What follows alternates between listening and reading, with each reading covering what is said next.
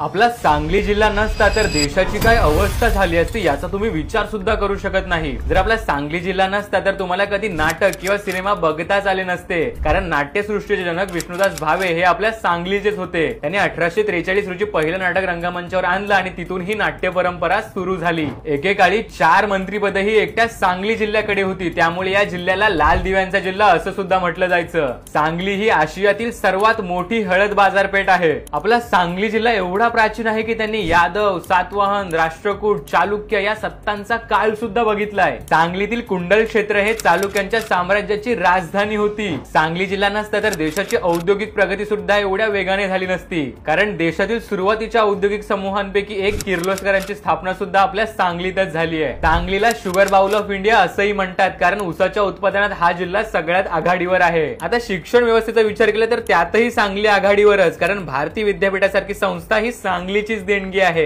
देश स्वतंत्र होत असतानाच 1947 रोजी सांगलीत वालचंद इंजिनिअरिंग कॉलेजची सुरुवात सुद्धा झाली होती। सांगली जिल्हा नसता तर मराठी साहित्य विश्व सुद्धा एवढं समृद्ध होऊ शकलं नसतं, कारण वि स खांडेकर, गदी माडगुळकर ही रत्ने सांगलीचीच आहेत। सांगलीला जगभरात बुद्धिबळाचं गाव म्हणूनही ओळखलं जातं। सांगली जिल्हा नसता तर देशात रोजगार हमी योजना सुद्धा आली नसती, कारण या योजनेचे जनक वि स पागे हे सुद्धा सांगलीचेच। तर मित्रांनो, आपली सांगली अजून कशा कशात चांगली आहे हे मला कमेंट करून नक्की सांगा।